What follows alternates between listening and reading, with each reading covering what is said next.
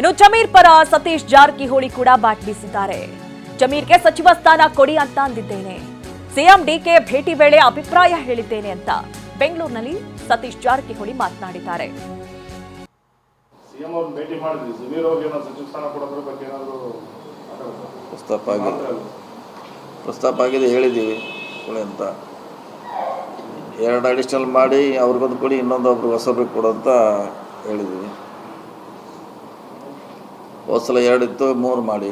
ಒಂದು ಜಮೀರ್ ಅವ್ರಿಗೆ ಕೊಡಿ, ಇನ್ನೊಂದು ಯಾರು ಇದ್ದಾರೆ ಅವ್ರಿಗೆ ಕೊಡು ಅಂತ ಹೇಳಿದ್ದೀವಿ. ಯಾಕಂದ್ರೆ 1 ಜಾಸ್ತಿ ಮಾಡೋದು ಅವಶ್ಯಕತೆ ಇದೆ, ಯಾಕಂದ್ರೆ ಓಟ್ ಜಾಸ್ತಿ ಹಾಕೋರು ಅವರೇ. ನಮಗೆ 3 ಕೊಡೋದ್ರಲ್ಲಿನೂ ತಪ್ಪಿಲ್ಲ, ಕೊಡಬೇಕು ಅವ್ರಿಗೆ.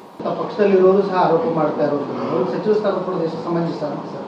ಅದಕ್ಕೆ ನಿಂದು ಸಾಕಷ್ಟು ಜನ ಮಾಡಿರಲ್ಲ ಸರ್, ಬಹಿರಂಗವಾಗಿ ಹೇಳಿದರು. ಇಂಥ MP ಗೆ ಓಟ್ ಹಾಕಿರತ್ತೆ ಹೇಳಿದ್ರು ಒಬ್ಬರು, BJP MP ಓಟ್ ಹಾಕತ್ ನಮ್ಮ ನಾಯಕರು ಒಬ್ರು ಹೇಳಿದರು.